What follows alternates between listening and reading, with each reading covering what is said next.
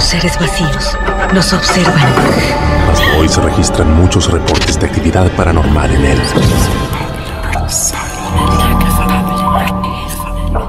El misterio está fundamentado en el silencio.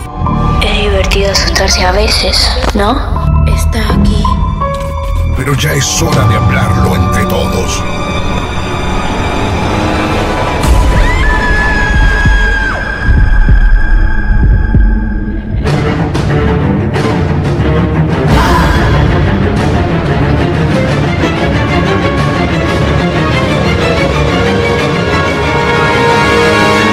Esto es Martes de Misterio.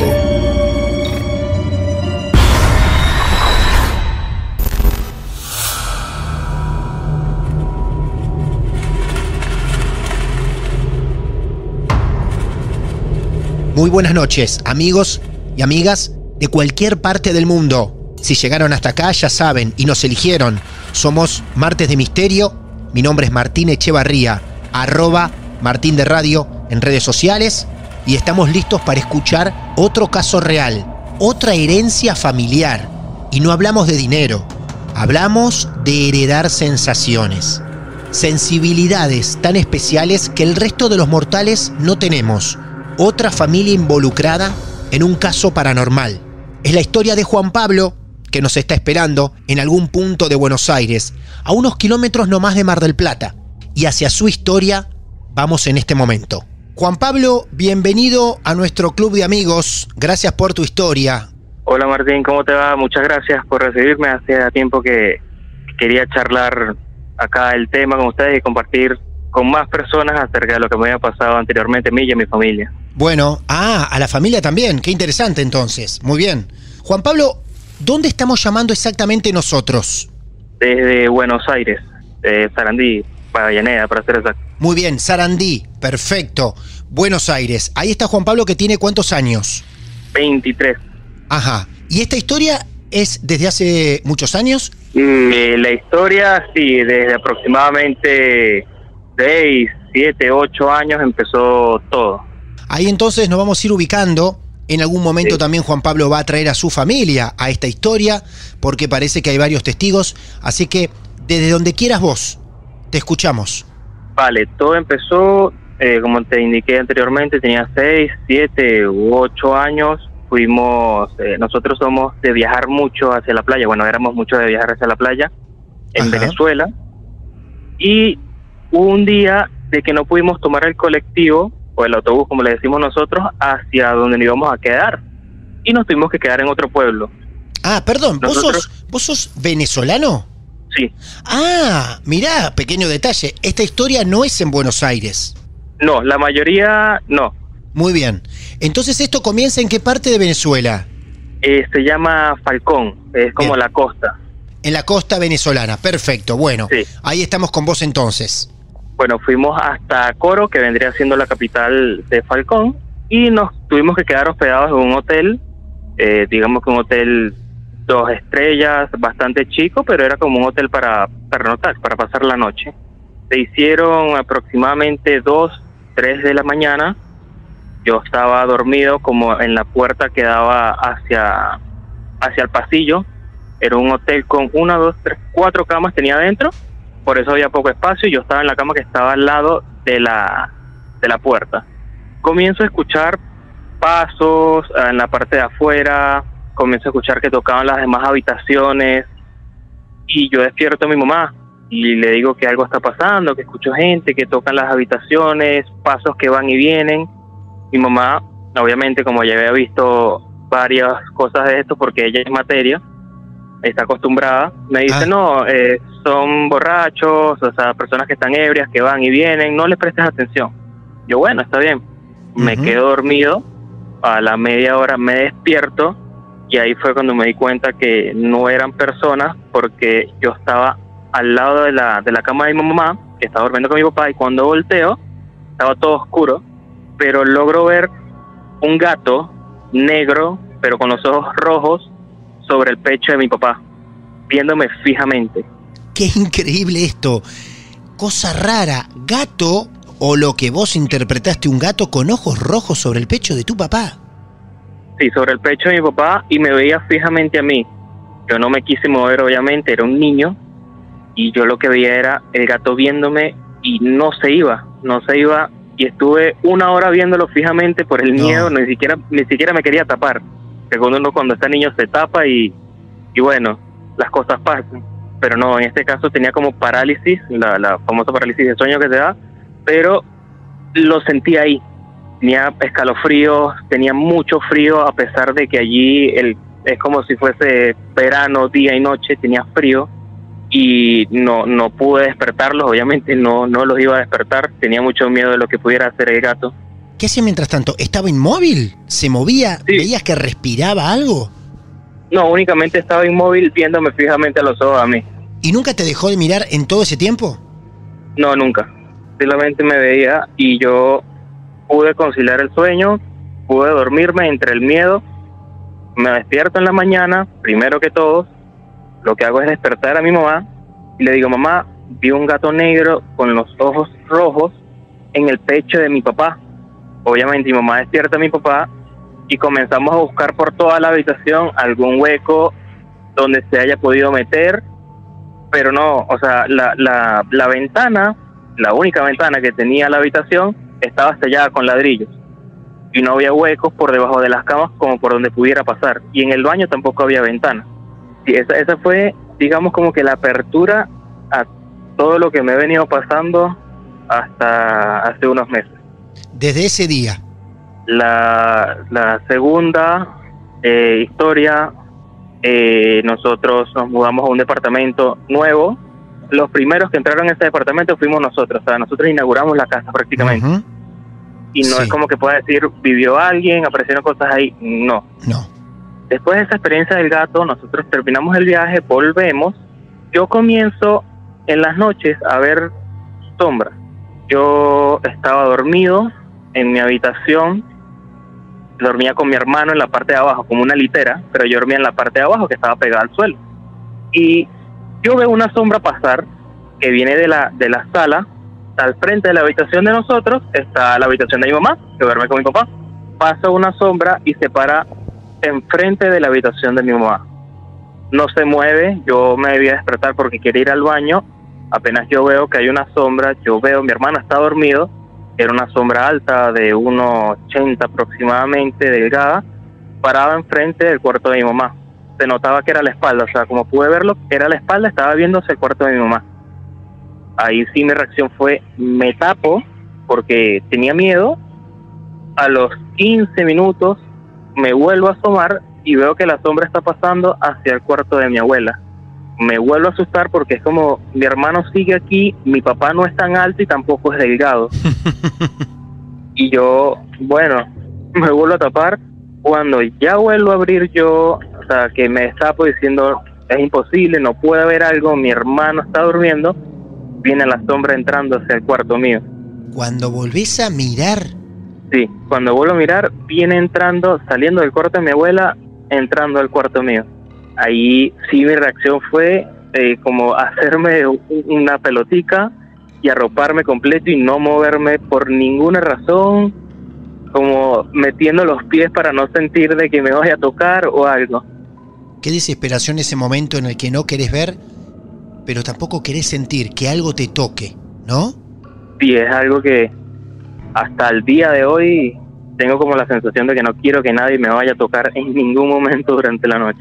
Esa sombra entra a tu cuarto, pero al taparte no sabes más nada de ella. Esa noche. Me quedé tapado claro. Hasta que me dormí. Digamos que es algo hereditario, porque mi mamá es materia, atrae muchas cosas, ve cosas, y mi abuela, por parte paterno, ella también, pero a ella le decían que era un ser de luz.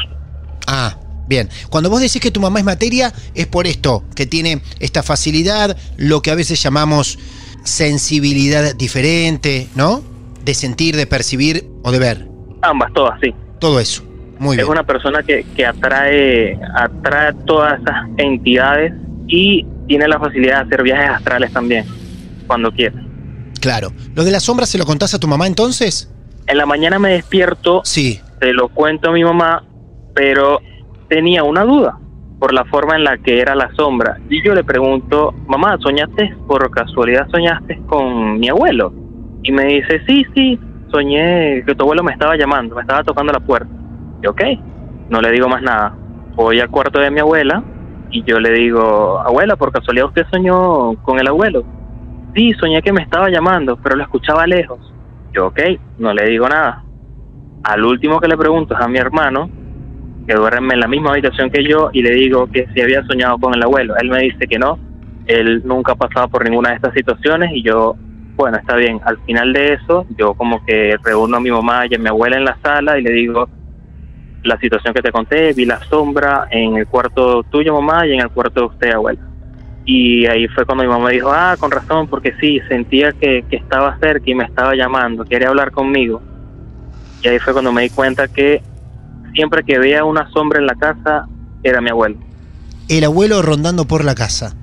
Sí, porque nosotros siempre que nos íbamos de viaje, siempre íbamos 2 veces al año a la playa, nos quedábamos una semana y media, 2, dejábamos la casa sola, con las luces apagadas.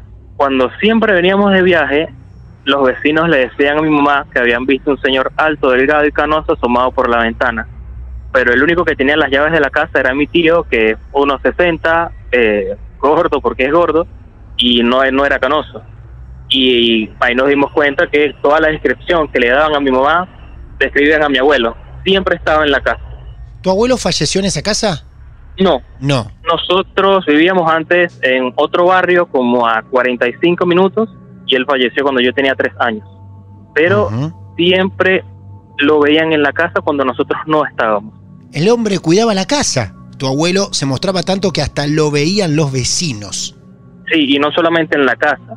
Por eso les decía que también había situaciones en las que mi mamá salía, nosotros teníamos una moto, mi mamá salía en la moto y hay vecinos o conocidos dentro de la misma urbanización donde estábamos que le pedían como el aventón a mi mamá, que si la pueden llevar a un sitio porque la veían en la vía, pero no le decían nada porque la veían con un señor delgado montado en la parte de atrás de la moto, cuando mi mamá realmente venía sola del trabajo. No, qué fantástico esto. Es un ángel guardián. Sí, digamos que es una persona que siempre cuidó la casa, porque la casa de nosotros, hasta el sol de hoy, digamos que hay muertos allí. ¿En la casa? Porque siempre que viene alguien nuevo o es malo, o está todo oscuro, o estamos en situaciones donde estamos tristes, por lo menos mi mamá y yo, somos los que percibimos todo esto. Ahora, vos decís que el abuelo no solamente la está cuidando a la casa de los humanos, sino que también la puede estar cuidando de otras energías del más allá. Sí. Sí, porque más allá de verlo a él, mi mamá ha visto otras cosas, otras entidades. La peor situación en la que he estado fue un día que nosotros al lado tenemos una construcción y nosotros hicimos un cuarto, hicimos un agujero en la pared en el cuarto de mi mamá que conectaba con la construcción. Mi mamá sale a esa construcción porque de ese lado tenemos parte de la comida, en la parte de abajo de esa misma construcción tenemos la lavadora, en la parte de arriba guindábamos la ropa. Mi mamá sale a buscar la ropa que se estaba secando, ya de noche ya estaba seca. Mi mamá vio un señor alto de 2 metros aproximadamente, vestido de negro. Sí. No se le veían los pies, con un sombrero negro. Wow. Que le veía fijamente, o sea, no tenía rostro, pero se sabía que era el frente por la forma de la ropa. Mi mamá se le queda viendo y tal cual como un dementor esto de Harry Potter, se la abalanza y la traspasa por el medio. En ese momento mi mamá lo que siente es frío y se queda paralizada como puede, entra al cuarto. Yo cuando casualmente pido al cuarto de ella para decirle algo, la veo temblando pálida sentada en la cama y ni siquiera podía hablar, estaba en shock. Fue como, me di cuenta que yo era la única persona que veía esas cosas en la casa junto a mi mamá, y ella muchas veces me habló de que cuando esas cosas pasaban no había que rezar, sino que había que enfrentarlo de alguna manera. Por ejemplo, ¿de qué forma? Insultarlos, decirles que no son bienvenidos y no rezar porque es como demostrarles algún tipo de miedo o respeto. Exactamente. Lo que hice yo fue abrazar a mi mamá, que se tranquilizara, salir y comenzar a insultarlo, diciéndole que no era bienvenido, que la casa era de nosotros, que si tenía algún tipo de problema, el Señor siempre estaba con nosotros, que insultándole de todas las maneras posibles y también dándole a saber de que teníamos una protección. Es impresionante cómo se nos filtra el hombre del sombrero negro en algunas historias así, sin esperarlo. Cada tanto, en varias historias, en medio de un relato que tiene varios hechos paranormales, en alguno de ellos aparece el hombre del sombrero. Porque acá apareció ese famoso gato al principio, alguna sombra más, el abuelo dando vueltas, y en el medio de todo vuelve a ser nombrado el hombre del sombrero en distintos puntos del mundo, ¿eh? Vos decís entonces que tu abuelo los cuida también de estas energías. Sí, hasta el sol de hoy nos sigue cuidando. ¿Hasta hoy lo ves? ¿Hasta estos tiempos contemporáneos lo seguís viendo tu abuelo? No, la última vez que yo lo vi fue una semana antes de venirme a Argentina, porque yo tenía la costumbre de casi todas las noches que yo iba a dormir, era como hablar con él. Antes de dormir, hablaba con él, diciéndole lo que había hecho durante el día, como le contaba el día mío a mis padres, se lo contaba a él también antes de dormir. Y le contaba que me venía a Argentina, que me sentía triste porque no me iba a despedir de él en el cementerio, pero que lo hacía de esta manera. Esa misma noche, yo comencé a soñar, casi todos mis sueños los recuerdo, comencé a soñar, y tocan la puerta de la sala. Yo cuando abro la primera puerta, que es una puerta de madera, veo que es mi abuelo. Obviamente estaba emocionado, vi a mi abuelo, le abro la reja, es la segunda puerta, él pasa, y él lo que hace es, se acuesta en la mesa, me agarra de la mano y me dice, me vengo a despedir de ti porque sé que no vas a venir y espero que tengas un bonito viaje. Y se queda dormido. En el momento en el que él se queda dormido, yo me despierto, ya era de mañana. Y esa fue la última vez que yo vi a mi abuelo durante un sueño o como parte de una sombra. Desde que estás en Argentina no lo ves más. Desde que estoy en Argentina no lo he vuelto a ver ni siquiera en sueños. ¿Quién quedó en esa casa? Sí. Mi mamá, mi papá y mi abuela que falleció en diciembre, mi abuela materna. O sea que tu abuelo quedó en esa casa cuidando de ellos también. Sí. Qué bárbaro, ¿eh? Pero está re aferrado a esa casa. Sí, siempre ha estado allí, más que nada por mi hermano y por mí, que fuimos como los nietos que vivieron con él, y como que siempre estaba cuidándonos de esas cosas que veíamos, que veía yo y que veía mi mamá, porque no fue la única situación que tuve de verlo como tal. También cuando me estaba bañando en el baño del cuarto de mi mamá siempre tenía la costumbre de encender las velas en ese baño. Era como su rinconcito de las ánimas. Se ponía una vela y un vaso de agua todas las noches. Yo siempre, no era un día que faltara que yo me bañara, que tocaran la manija de la puerta del baño. Siempre. Cuando yo cerraba la persiana... ¿La persiana es la cortina de la ducha? La cortina, claro. Sí. Yo cerraba la cortina de la ducha y se comenzaba a escuchar como cuando alguien quiere abrir como si alguien tocara la perilla, que esas son de aluminio, que sonaban. Sí. Y se escuchaba de esta manera, y yo corría la cortina y no veía nada. La cerraba, me volvía a comenzar a duchar y se escuchaba de nuevo. Pero esto era todos los días que yo me bañaba en ese baño. Todos. Pero más que nada, la casa era pesada en el cuarto de mi mamá, porque le quitaban las sábanas a ella, a mi papá. A veces mi mamá despertaba con morados, con mordidas, con pellizcos. Pero eso es muy fuerte. Aún estando, o sea, por algo entonces rondaba ahí el abuelo. Sí. Ahora voy entendiendo todavía aún más la situación, ¿no? Digo, el abuelo, como sea, si lo transportamos a un sentimiento, tenía esa necesidad de estar presente. Algo fuerte había en esa casa, porque aún así, con él, vigilando, rondando, había cosas que a tu mamá le hacían mal. Sí, a mi mamá y también a veces a mi papá. ¿A tu papá? Yo, cuando me quedaba solo en casa, ya 18, 19, nunca me quedaba en el cuarto de mi mamá solo.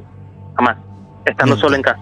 Nunca, o podía estar en mi cuarto, sí, en la sala o en el cuarto de mi mamá, pero en el cuarto de ella, no, solo no. Juan Pablo te preguntó, ¿esto ustedes se lo atribuyen a las ánimas? No. No. No, porque varias veces, 2 o 3 veces, conseguimos un sapo relleno por dentro con la boca cocida enfrente de la casa, y esto lo atribuyen a la brujería. Sí. Ah, ¿encontraron eso? Juan Pablo, termina siendo una caja de sorpresas. Cuando pensé que tu historia se basaba solamente en el abuelo y en algún detallecito más, arremetés con esto, con tu mamá siendo agredida, también tu papá, y ahora metemos la brujería en el medio. Estas cosas que le pasaban a tu mamá, sobre todo su cuarto muy pesado y cómo amanecía a veces, con algunas marcas me refiero, podría tener que ver con el campo de la brujería. Podemos decir que sí, pero también podemos decir que viene desde antes, porque desde chica, mi mamá siempre nos contó que desde chica vio este tipo de cosas y siempre las atrajo. De tantas angustias, mi mamá, siempre que le hablaban del abuelo, se ponía triste, y por más que el abuelo pueda estar en casa cuidando, estas energías siempre se van a alimentar de los malos pensamientos, de lo negativo, de la tristeza. ¿La brujería a quién se la atribuyen? ¿Hay alguien que No sabemos. Ah, no tienen identificado quién podía llegar a hacer algo así, tomarse ese trabajo.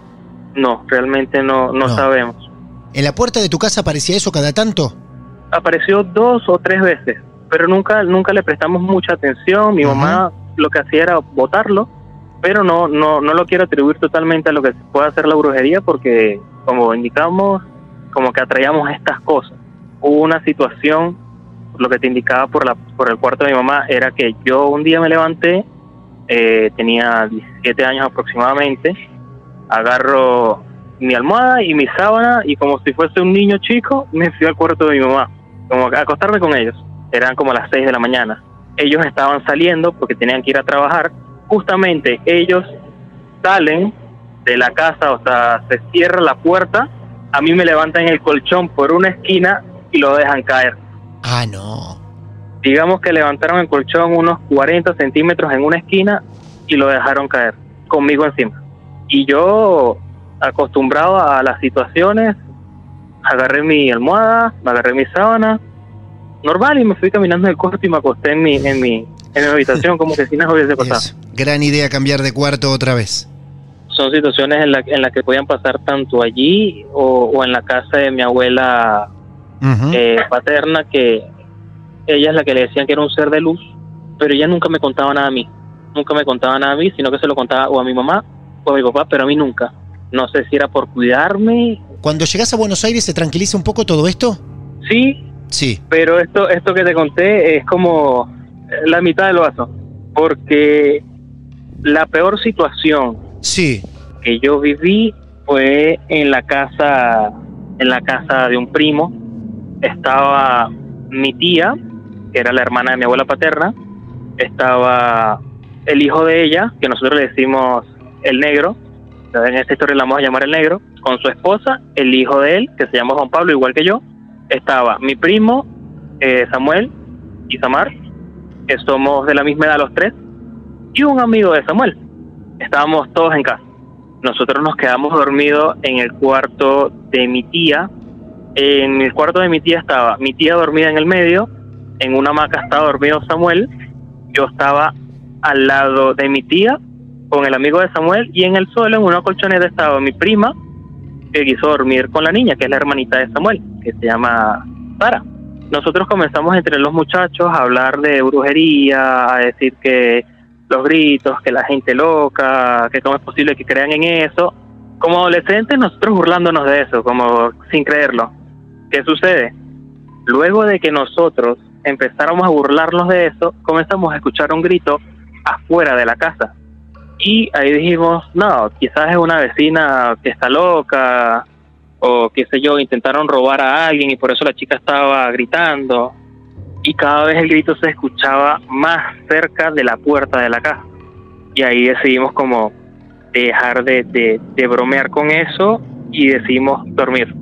A la media hora aproximadamente los gritos se paran, pero comenzamos a escuchar que en la parte de arriba del techo, que es de tejas, comienzan como a raspar, pero en varias partes del cuarto comenzaron a raspar las tejas, y no podemos decir que fueran patitas de gato porque son muy chiquitos como para el ruido que hacían, y ahí sí nos asustamos un poco más.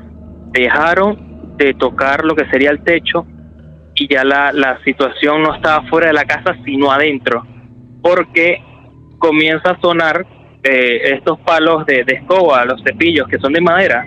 Sí.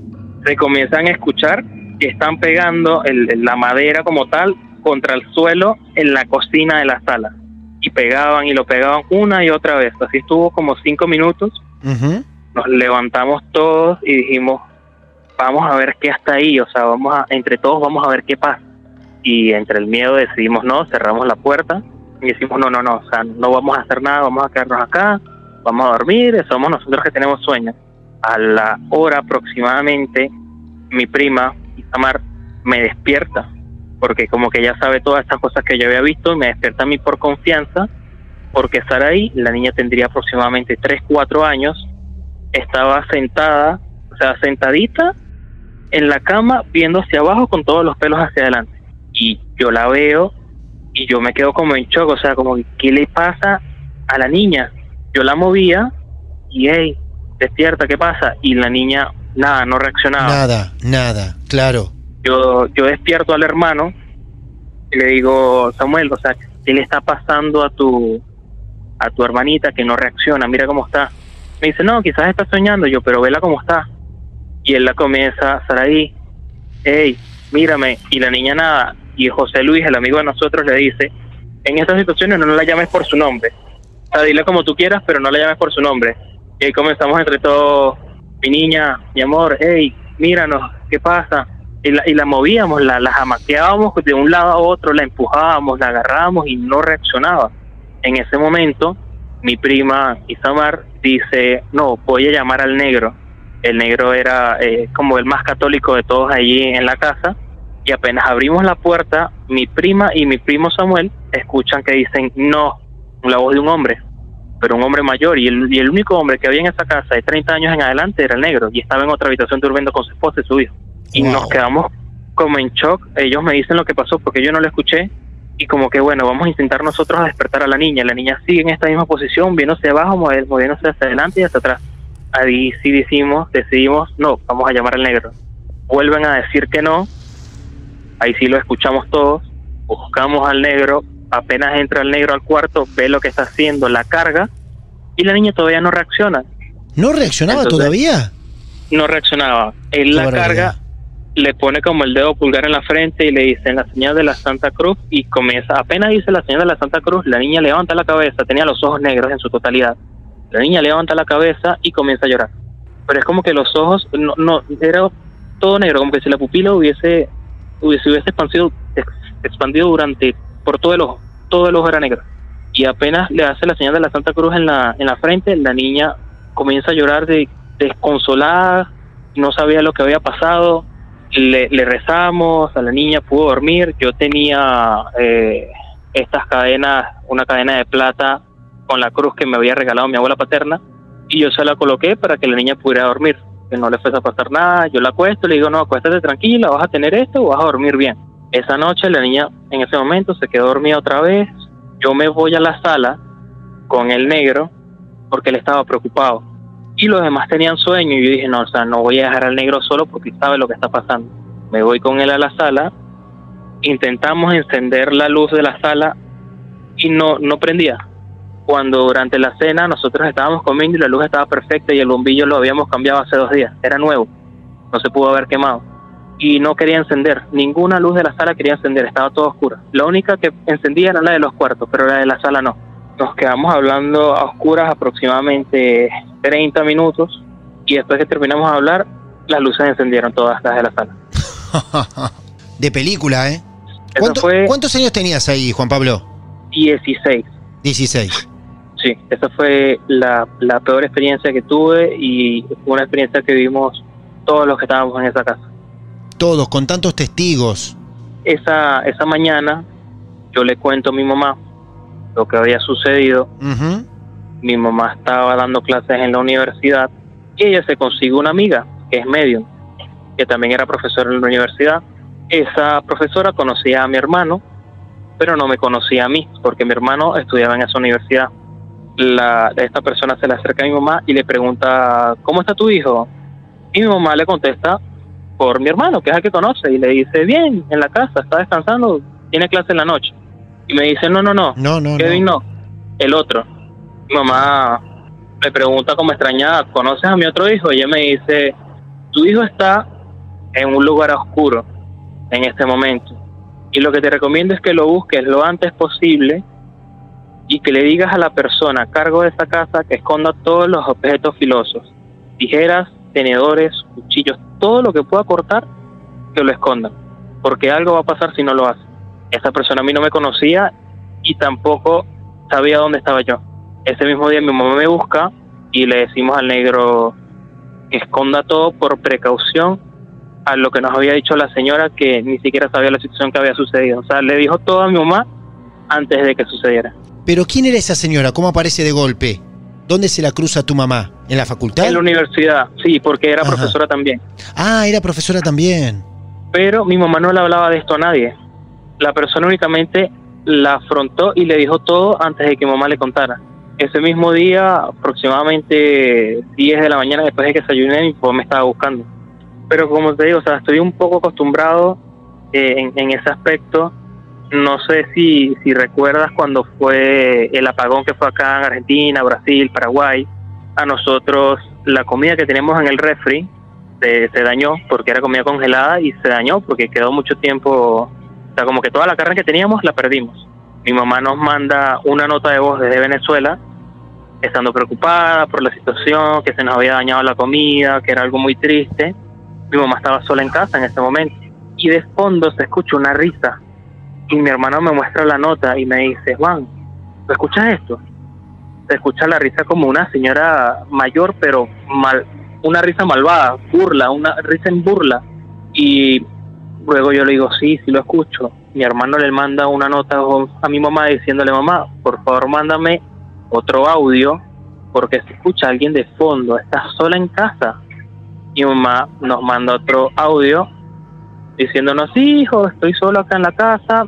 En vez de la risa de la señora, se escuchan 6 risas más, aparte de esas de fondo, pero risas malas, de burla. Se notaban que ya no era una persona ya. Y al final de la nota, cuando mi mamá se está despidiendo, se escucha que susurran, apaga la luz, y ahí culmina la nota. Desde la casa donde vivías vos en Venezuela. Sí, esa digamos que es como la única situación que mi hermano tuvo presente en algo así. Juan Pablo, la verdad que nos has regalado un capítulo riquísimo, lleno de situaciones de esas que a la gente les gusta escuchar, analizar, sacar sus propias conclusiones. Así que la verdad, con tanta gente involucrada también, con tantos testigos en diferentes situaciones, la familia metida a pleno en este relato. Bueno, amigo, la verdad que muchas gracias por haber compartido con nosotros tantas situaciones internas de la familia y contárselas no solamente a nosotros acá, a la producción de Martes de Misterio, sino a tanta gente que está escuchando en el resto del mundo. No, muchas gracias a ustedes por brindarme la oportunidad de estar acá y poder expresar junto a la comunidad que también ayuda, que apoya y sabe lo que es esto. Y me gusta poder expresarme y saber que no soy el único que pasa por estas situaciones y que claro, es algo en general. Claro que no sos el único. Ya conocimos tantos y seguiremos conociendo. Un gran abrazo, Juan Pablo. Bienvenido a la Argentina, te saludamos y te volvemos a agradecer. Muchas gracias a ti, Martín. Que tengas muy buenas noches. Adiós, hasta luego, gracias. Hasta luego. Otra familia más, varios de ellos involucrados en hechos paranormales. El caso de Juan Pablo, otros que tantos escuchamos y otros que estarán por venir. Si confías en nosotros, podés contar tu historia acá, frente a frente, en un diálogo relajado, porque vamos a estar listos para escuchar. Nos podés contactar en redes sociales. Martes de Misterio, estamos en Instagram, en Facebook, en Twitter o en mi red personal, @martinderradio. Allí los esperamos, para que nos digan que ustedes también quieren ser protagonistas de estos momentos tan especiales. Bienvenidos a este club de amigos de lo esotérico. Somos Martes de Misterio y seguramente nos vamos a encontrar en el siguiente episodio. Muy buenas noches. El mal viene en formato podcast. Martes de Misterio.